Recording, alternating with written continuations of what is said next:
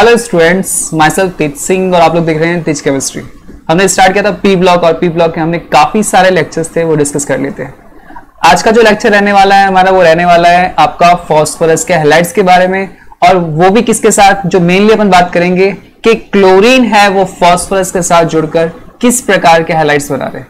तो हमारे जो सिलेबस में है आपका फास्फोरस के जो दो हैलाइड्स दे रखे हैं वो स्पेशली उनके बारे में आज अपन डिस्कशन करने वाले हैं। तो आज का लेक्चर हमारा बहुत इंपॉर्टेंट रहने वाला है। तो चलते हैं हमारे लेक्चर की तरफ, स्टार्ट करते हैं अपन आज का लेक्चर। चलिए देखते हैं इसमें। ओके, तो आज का जो लेक्चर है उसमें अपन क्या देख रहे हैं, देखो हैलाइड्स ऑफ फास्फोरस। तो हैलाइड्स ऑफ फास्फोरस में देखा जाए तो क्या आएगा कि आपका जो फास्फोरस होता है वो जनरली दो टाइप के हैलाइड्स बनाता है। कौन कौन से बनाता है भाई? एक तो बनाता है PX3 और दूसरा बनाता है PX5। ओके, ये दो टाइप के हैलाइड्स बना रहा है। लेकिन हमारे जो सिलेबस में है वो कौन सा है, सिर्फ क्लोरीन है वो फास्फोरस के साथ जुड़कर किस प्रकार के हैलाइड्स बना रहा है, उनकी बात अपन आज के लेक्चर में करने वाले। तो चलिए बात करते हैं। जो सबसे पहला हमारा फास्फोरस का हैलाइड है उसका नाम है फास्फोरस ट्राइक्लोराइड। इसको अपन क्या बोलते हैं भाई? PCl3। क्या हो जाएगा? PCl3, phosphorus trichloride. अच्छा, सबसे पहला जो आ रहा है इसके बारे में कि भाई इसको बनाते कैसे हैं, इसकी प्रिपरेशन मेथड क्या होगा। तो प्रिपरेशन के बारे में बात की जाए तो हमें क्या करना है कि व्हाइट फास्फोरस लेना है। क्या करना है भाई? White phosphorus. ये हमारे पास क्या है? White phosphorus.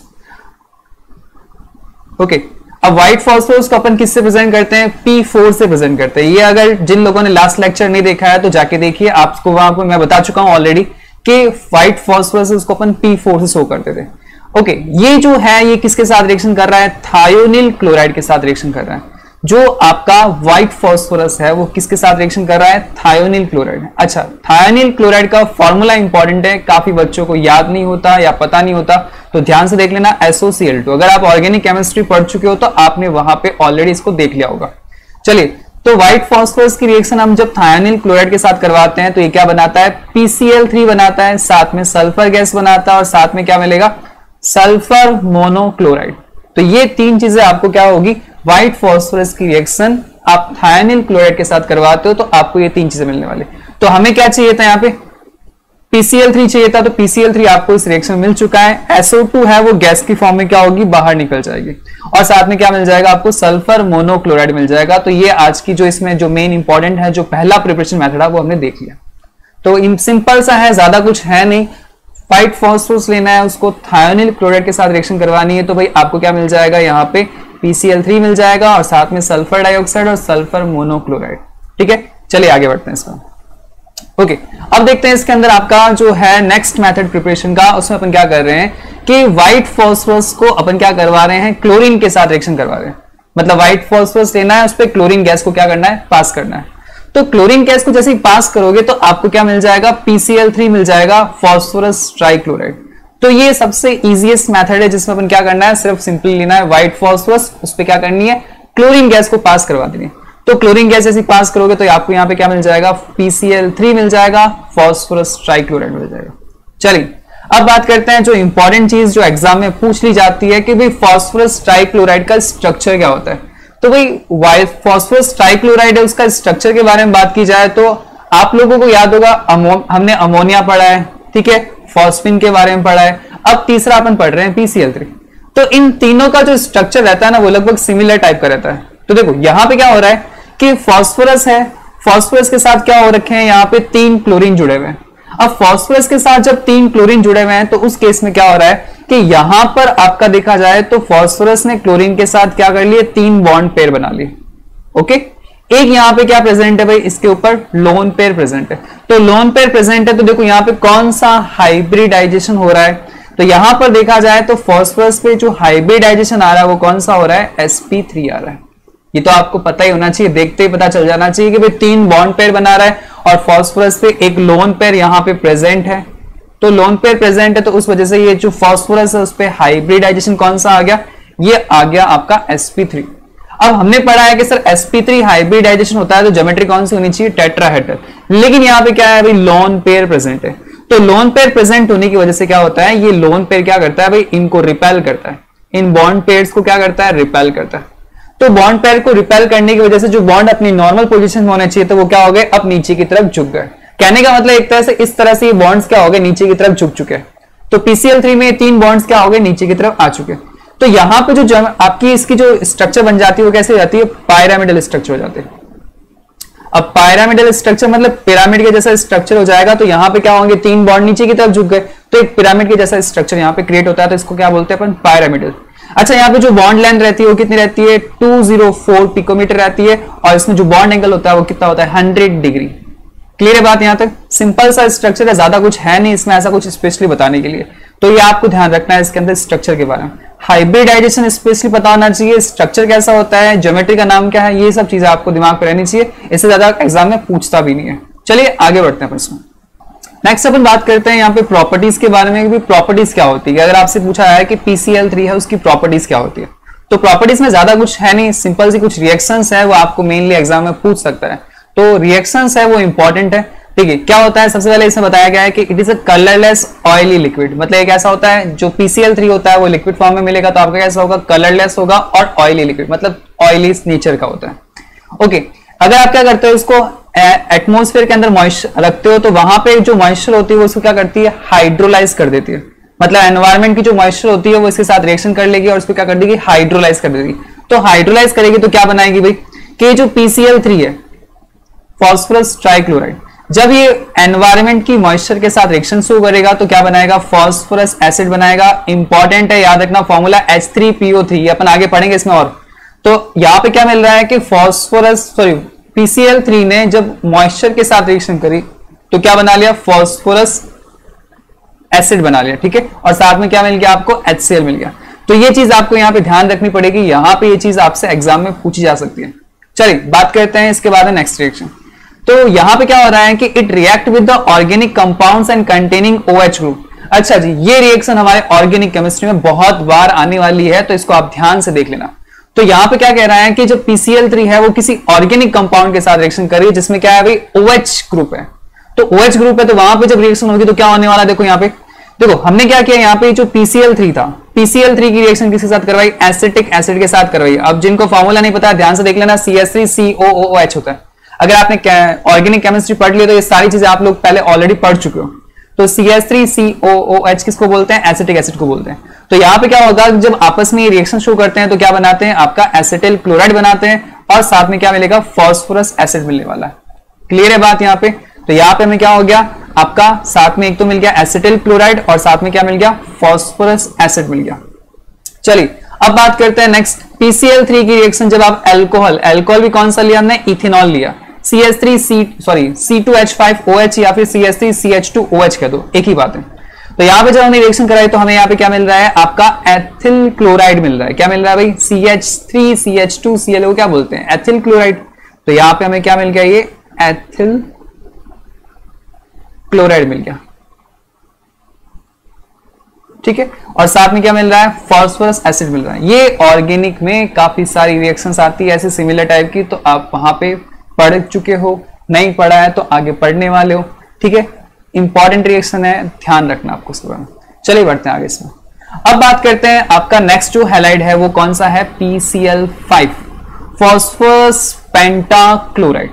अब फॉस्फोरस पेंटाक्लोराइड है, इसमें कुछ चीजें हैं वो अपन देख लेते हैं क्या होता है। सबसे पहले अपन बात कर लेते हैं भाई प्रिपरेशन कैसे करेंगे। भाई सबसे पहली बात यही है हमारे पास तो कि बनाते कैसे हैं। ठीक है, बनाने के बाद में अब हम कुछ आगे चीजें देखेंगे। तो पहला हमारे पास क्या है कि वही तरीका, व्हाइट फॉस्फोरस है उसको क्या करवानी है, क्लोरीन के साथ रिएक्शन करवानी है। अब याद करो, मैंने जो PCl3 बनाया था तो उसमें भी व्हाइट फॉस्फोरस की रिएक्शन क्लोरीन के साथ करवाई थी, लेकिन यहां पे भी क्लोरीन के साथ रिएक्शन हो रही है, लेकिन यहां पे जो क्लोरीन ले रहे हैं वो एक्सेस अमाउंट में ले रहे हैं। तो जब एक्सेस अमाउंट में ले रहे हैं तो यहां पर PCl3 की जगह क्या बन जाएगा, PCl5 बन जाएगा। तो ये चीज आपको यहां पे ध्यान रखनी है। अब ये मत बोलना कि सर पीछे वाले रिएक्शन में भी व्हाइट फॉस्फोरस लिया था, वहां पे क्लोरीन के साथ रिएक्शन करवाई थी, लेकिन वहां तो PCl3 बनाया और यहाँ पे PCl5, क्या मर्जी पड़ी वैसे बना लिया? नहीं बेटा जी, यहां पर हमने क्या किया है कि जो क्लोरीन लिया है वो एक्सेस अमाउंट में लिया है। तो भाई एक्सेस अमाउंट में लिया है तो यहां पे क्या हो गया, PCl3 की जगह क्या बन गया, PCl5 बन गया। दिमाग में क्लियर हो गया ना जी ये सारी चीजें। ओके, अब बात करते हैं कि by the action of the sulphuryl chloride on white phosphorus. अच्छा जी, थोड़ा सा ये डिफरेंट रिएक्शन है। आपको क्या करना है, व्हाइट फॉस्फोरस लेना है और उसकी रिएक्शन किसके साथ करानी है, सल्फ्यूरल क्लोराइड। अब सल्फ्यूरल क्लोराइड का फॉर्मूला क्या होता है वो यहां पर देख लीजिए, SO2Cl2। ठीक है, क्लियर है बात। तो SO2Cl2 है, उसकी रिएक्शन जब अपन व्हाइट फॉस्फोरस के साथ करवाते हैं then it will create the PCl5। क्या करेगा ये PCl5 बना लेगा और साथ में क्या बनाएगा आपका SO2 बनाएगा। क्लियर है बात। यहाँ पे हमने क्या किया, व्हाइट फॉस्फोरस लिया, उसकी रिएक्शन सल्फ्यूरल क्लोराइड SO2Cl2 के साथ करवाई, तो आपको यहाँ पे क्या मिल रहा है PCl5 मिल रहा है और साथ में क्या हो रहा है SO2 बाहर निकल रही है। रिएक्शन ऑलरेडी बैलेंस कर रखी हुई है, तो आप यहाँ पे ध्यान से देख लेना, ये कुछ इंपॉर्टेंट रिएक्शन, फर्स्ट वाली रिएक्शन मुझे ज्यादा इंपॉर्टेंट लगती है, तो आप इसको एक बार अच्छे से देख लेना। चलिए बढ़ते हैं अब इसमें आगे। नेक्स्ट हमारे पास आ रहा है आपका स्ट्रक्चर ऑफ PCl5। देखो स्ट्रक्चर ऑफ PCl5 ये इंपॉर्टेंट है एग्जाम के पॉइंट ऑफ व्यू से, क्योंकि एग्जाम में इसमें से पहले क्वेश्चंस आ रखे हैं। तो PCl5 का स्ट्रक्चर क्या होता है वो देख लीजिए ध्यान से। यहां पर क्या है कि जो ये PCl5 है, PCl5 में ये सेंटर पॉइंट में क्या है आपका फॉस्फोरस प्रेजेंट है। ये फॉस्फोरस है, इसमें जो ये 3 क्लोरीन दिख रहे हैं आपको, ये 3 क्लोरीन कैसे होते हैं, इन क्लोरीन्स को अपन बोलते हैं आपका इक्वाटोरियल बॉन्ड्स बोलते हैं। ये कैसे होते हैं, इक्वाटोरियल पोजीशन पे ये 3 क्लोरीन यहाँ पे प्रेजेंट है। और ये जो 2 क्लोरीन होते हैं वो कौन सी पोजीशंस पे होते हैं, वो एक्सियल पोजीशंस पे होते हैं। तो मैं यहाँ पे लिख देता हूं, ए का मतलब क्या है भाई एक्सियल, और ई का मतलब क्या होता है इक्वाटोरियल। बात क्लियर है यहाँ पे, ये चीज आपको दिमाग पे रहनी चाहिए। तो ये 3 बॉन्ड्स होते हैं वो तो इक्वाटोरियल बॉन्ड्स कहे जाते हैं, और ये जो आपके 2 बॉन्ड्स दिख रहे हैं ऊपर आपको स्ट्रेट लाइन के अंदर, ये कैसे होते हैं एक्सियल बॉन्ड्स होते हैं। ठीक है, तो आप एक कुछ समझ सकते हो, जैसे मान लीजिए कि मैं यहाँ पे एक प्लेन ले रहा हूं।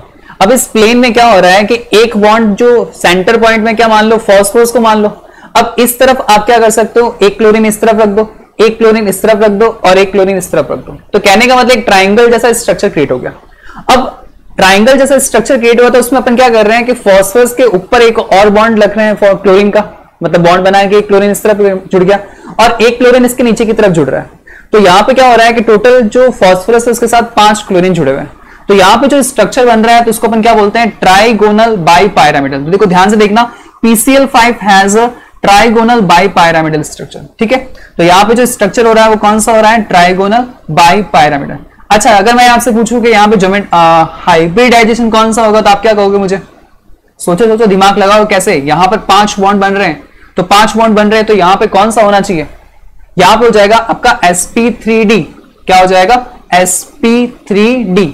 तो यहाँ पे जो आपका हाइब्रिडाइजेशन रहने वाला है कौन सा रहने वाला है sp3d। ठीक है, तो ये स्ट्रक्चर आपको ध्यान रखना है। यहाँ पे अगर अपन चाहें तो इसको ऐसे लाइंस को मिला सकते हैं, तो यहाँ पे ये कुछ स्ट्रक्चर इस तरह से क्रिएट हो जाएगा।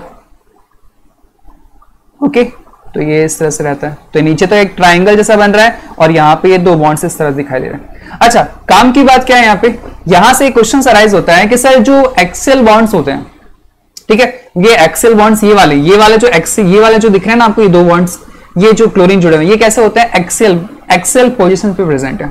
अब कहा जाता है कि सर ये जो एक्सियल पोजीशंस पे जो क्लोरीन बॉन्ड्स बना रहे, इनकी बॉन्ड लेंथ क्या होती है, ज्यादा होती है।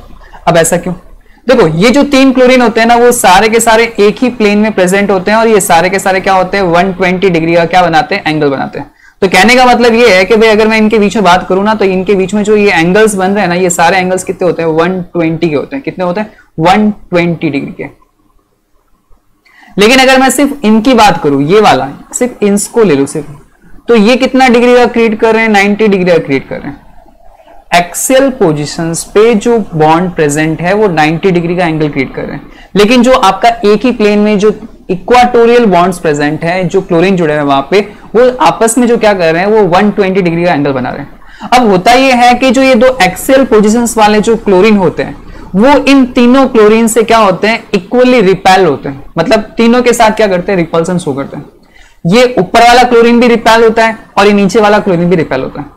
तो यहां पर क्या होता है कि रिपल्सन को मिनिमाइज करने के लिए इनकी जो बॉन्ड लेंथ होती है वो इंक्रीज हो जाती है। इंपॉर्टेंट क्वेश्चन है, एग्जाम में पूछा हुआ है। मैं पहले बता देता हूं कि जो एक्सियल पोजीशंस पे क्लोरीन जुड़े हुए हैं उनमें जो बॉन्ड लेंथ होती है वो ज्यादा होती है। क्यों ज्यादा होती है, तो आपको सिंपल सा कहना है कि जो ये 3 क्लोरीन आपको दिखाई दे रहे हैं इक्वाटोरियल पोजीशन पे, ये क्या करते हैं, इक्वाटोरियल वाले क्लोरीन क्या करते हैं, एक्सियल पोजीशन पे जो क्लोरीन होते हैं उनको क्या करते हैं रिपेल करते हैं। तो रिपल्सन को मिनिमाइज करने के लिए यहां पे जो बॉन्ड लेंथ होती है वो क्या हो जाती है इंक्रीज हो जाती है। अब हो सकता है आपको इसमें अगर कोई प्रॉब्लम आ रही हो तो आप एक बार इस लेक्चर को वापस देखना, ठीक है। तो यहां पे क्या हो रहा है कि ज्यादा ध्यान रखने वाली बात यह है कि जो एक्सियल पोजीशन पे क्लोरीन है उनकी बॉन्ड लेंथ ज्यादा है। बॉन्ड लेंथ क्यों ज्यादा है, क्योंकि यहां पे क्या हो रहा है इक्वाटोरियल पोजीशन पे जो क्लोरीन प्रेजेंट है उनकी वजह से यहां पे क्या हो रहा है रिपल्सन हो रहा है। बात क्लियर है यहाँ पे, चलिए यहां पे ये चीज लिखी हुई है कि 3 इक्वाटोरियल बॉन्ड्स और 3 equatorial PCl bonds are equivalent. मैंने आपसे कहा था ये 3 बॉन्ड्स कैसे होते हैं, इक्वली होते हैं। And while the 2 axial bonds are different, 2 different होते हैं क्योंकि वो एक्सियल पोजीशन पे प्रेजेंट है, and longer than the equatorial bonds. तो इक्वाटोरियल बॉन्ड्स होते हैं ना, ये वाले जो दिख रहे हैं आपको, ये वाले एक्सियल वाले ज्यादा बड़े होते हैं और इक्वाटोरियल वाले छोटे होते हैं। अब क्यों होता है उसका रीजन आगे देख लीजिए आप लोग। यहां पे ये रीजन दे रखा है, देखो यहां पे क्या हो रहा है कि 2 axial PCL bonds repelled by 3 bond pairs. ये कह रहा है कि एक्सियल पोजीशंस पे जो आपके, देखो एक्सियल पोजीशंस कौन सी है, ये वाली आपकी, ठीक है, ये वाली एक्सियल पोजीशंस है। अब एक्सियल पोजीशंस पे जो 2 बॉन्ड्स है वो किससे रिपेल हो रहे हैं, इन तीनों से रिपेल हो रहे हैं। तो रिपल्सन ज्यादा हो रहा है, यहाँ पे 3 जनों से रिपेल हो रहे हैं, ये भी 3 जनों से रिपेल हो रहा है, इसलिए ये क्या हो रहा है, रिपल्सन ज्यादा शो कर रहा है। अब रिपल्सन ज्यादा शो होने की वजह से इनकी बॉन्ड लेंथ क्या होती है, बढ़ जाती है।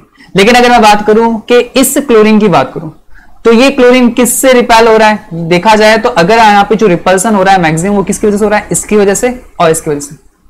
यहां पर जो ये इक्वाटोरियल पोजीशन पे जो क्लोरीन है वो मैक्सिमम किससे रिपल्सन शो कर रहे हैं, 2 क्लोरीन है जो एक्सेल बॉन्ड पे उनसे रिपल्सन शो कर रहे हैं, वो कम है। तो रिपल्सन कम होने की वजह से क्या हो रहा है कि इनकी तो लेंथ कम है, लेकिन बाकी वाला जो एक्सेल पोजीशन पे उनकी बॉन्ड लेंथ क्या होती है, बढ़ जाती है। तो यहां पे यही कहा है कि axial bonds are longer than the equatorial bonds. Clear बात। अच्छा, यहां पे बात करते हैं प्रॉपर्टीज के बारे में। तो PCl5 is yellowish white powder. ये कैसा होता है भाई, व्हाइट पाउडर होता है, ठीक है। अच्छा, ये यहाँ पे थोड़ा सा गलत हो गया है, इसमें आपको हटा देना यहाँ पे। तो ये आपका एंड इन मॉइस्ट एयर, ये यहाँ पे थोड़ा सा गलत टाइप हो चुका है, तो इसको चलो हटा देते हैं यहाँ से। ओके, उसके बाद में हो रहा है नेक्स्ट जो आ रही है कि भाई हमने पहले भी बात की थी कि जो आपका PCl3 था वो भी क्या कर रहा था, मॉइस्चर के साथ रिएक्शन कर रहा था। लेकिन यहाँ पे भी वही बात हो रही है कि in moist air it hydrolyse in the presence of the moisture. मतलब ये क्या कह रहा है कि भाई अगर आप इसको क्या करोगे, एयर में ले जाकर रखोगे और एयर में क्या है आपका मॉइस्चर प्रेजेंट है, तो वो क्या कर देगी, इसको हाइड्रोलाइज कर देगी। तो देखो यहाँ पे क्या हो रहा है कि जो PCl5 है वो वाटर के साथ जो मॉइस्चर है उसके साथ रिएक्शन कर रहा है, तो क्या बना रहा है, POCl3 बना रहा है। इसको बोलते हैं फॉस्फोरस ऑक्सीक्लोराइड बोलते हैं। क्लियर बात। तो फॉस्फोरस ऑक्सीक्लोराइड बन रहा है यहाँ पे और साथ में क्या मिल रहा है, HCl बन रहा है, ठीक है। ये जो POCl3 बना, अब ये यहाँ पे रुका नहीं सर, यहाँ पे ये फिर से जाके किसके साथ रिएक्शन कर रहा है, वाटर के साथ रिएक्शन कर रहा है और यहाँ पे क्या करेगा, H3PO4 बना लेगा। इसको अपन क्या बोलते हैं, फॉस्फोरिक एसिड बना रहा है और साथ में क्या मिल रहा है आपको, HCl मिल रहा है। तो देखा जाए तो PCl5 ने फाइनली मॉइस्चर के साथ रिएक्शन करके क्या प्रोडक्ट बनाया है, यहाँ पे फॉस्फोरिक एसिड बनाया है। क्लियर है बात यहाँ पे। अच्छा, अगर मैं चाहूं कि जो ऊपर में जो रिएक्शन लिखी है उसको सिंगल स्टेप में लिखना चाहूं, तो मैं अगर सिंगल स्टेप में इस रिएक्शन को लिखना चाहता हूं तो सर मेरे पास ये वाली रिएक्शन है, इसको मैं लिख सकता हूं क्या, बिल्कुल लिख सकते हो। आप चाहो तो मॉइस्चर के साथ जो रिएक्शन हो रही है यहाँ पे PCl5 है वो मॉइस्चर के साथ रिएक्शन करके ओवरऑल क्या प्रोडक्ट बना रहा है, H3PO4 बना रहा है और यहाँ पे कितने HCl बन रहे हैं, 5 HCl। आप चेक कर सकते हो सर 2 यहाँ बने और 3 यहाँ बने, तो टोटल कितने बने, 5 ही बने, तो वो यहाँ पे आ गए आपके। चलिए बढ़ते हैं अपने स्मार्ट। ओके, नेक्स्ट हमारे पास आ रहा है हीटिंग ऑफ व्हाइट फॉस्फोरस। तो हीटिंग ऑफ व्हाइट फॉस्फोरस ये क्वेश्चन एग्जाम में आ रखा है, इंपॉर्टेंट है, इसको आप ध्यान से देख लेना, ठीक है। तो कहा गया था कि PCl5 को अगर आप हीट करते हो तो क्या बनता है, तो PCl5 को हीट करने से क्या बनता है जी, हमारे पास PCl5 को हीट करने से PCl3 बनता है और क्लोरीन गैस क्या होती है, बाहर निकल जाती है। क्लियर है बात, यहाँ पे सिंपल सी रिएक्शन है, इसमें कुछ बताने लायक नहीं है। चलिए बात करते हैं नेक्स्ट। देखो PCl3 की रिएक्शन हमने किसके साथ करवाई थी, आपका कुछ ऑर्गेनिक कंपाउंड के साथ कराई थी जिसमें क्या था, OH बॉन्ड था। सेम वही रिएक्शन है यहाँ पे PCl5 के साथ करवा रहा हूं। तो ये तो हमारे पास आ गया CH3COOH, इसको बोलते हैं भाई एसिटिक एसिड, ठीक है। इसकी रिएक्शन PCl5 के साथ करवाई मैंने, तो इसने क्या बना लिया, CH3COCl बना लिया, POCl3 बना लिया और साथ में क्या मिल गया, HCl मिल गया। तो याद रखना जब हम PCl3 के साथ रिएक्शन करवा रहे थे तो वहां पे हमें कंपाउंड मिल रहा था जो मेन, और उसके साथ बाई प्रोडक्ट में क्या मिल रहा था, H3PO3 मिल रहा था। लेकिन यहां पे क्या मिल रहा है हमें, POCl3 और HCl मिल रहा है। ध्यान से देख लेने इधर। चलिए अब यहां पे क्या हो रहा है, ये है हमारे पास इथेनॉल, इसमें भी OH ग्रुप प्रेजेंट है, ठीक है। इसकी रिएक्शन जब मैंने PCl5 के साथ कराई तो इसमें मुझे क्या बना, CH3CH2Cl, इसको बोलते हैं एथिल क्लोराइड, ठीक है। ये मैं नाम में आपको पहले बता चुका हूं उसमें जो PCl3 के साथ रिएक्शन कराई थी उसमें। तो इसको बोलते हैं एथिल क्लोराइड और ये साथ में मिल रहा है POCl3 फॉस्फोरस ऑक्सीक्लोराइड और साथ में क्या मिल रहा है, HCl। ये यहाँ पे क्या होगा, Cl आएगा, ठीक है। इसको थोड़ा सा मैं यहाँ पे ऐसे लिख देते हैं अपन,